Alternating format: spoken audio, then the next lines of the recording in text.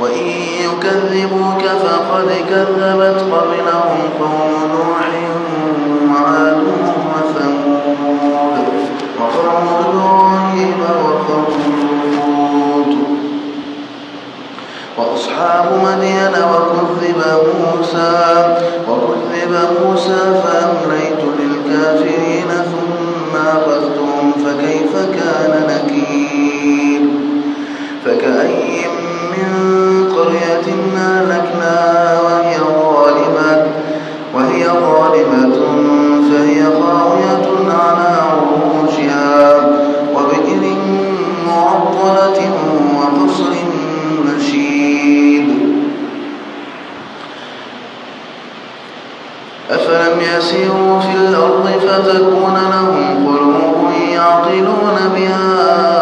أو آذان يسمعون بها فإنها لا تعمى الأبصار ولكن تعمى القلوب التي في الصدور ويستعجلونك بالعذاب ولن يخلف الله وعده وإن يوما عند ربك كألف سنة مما تعدون وكأي من قرية أمليت لها وهي ظالمة ثم أخذتها وإلي المصير قل يا أيها الناس إنما أنا لكم نذير مبين فالذين آمنوا وعملوا الصالحات لهم مغفرة ورزق كريم والذين سعوا في آياتنا معاجزين أولئك أصحاب الجحيم وما أرسلنا من قبلك من رسول ولا نبي إلا إذا تمنى ألقى الشيطان في أمنيته فينسخ الله ما يلقي الشيطان ثم يحكم الله آياته والله عليم حكيم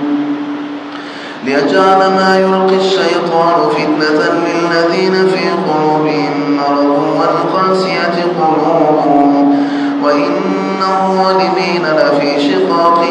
بعيد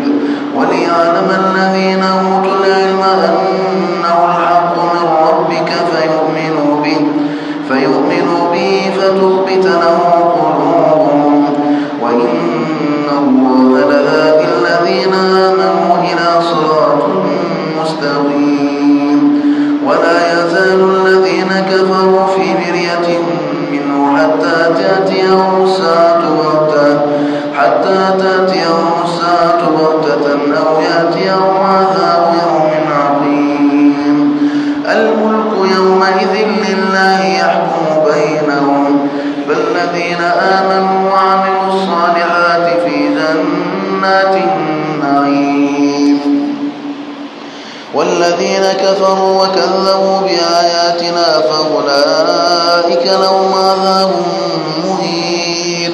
والذين هاجروا في سبيل الله ثم قتلوا أو ماتوا ليرزقنهم الله رزقا حسنا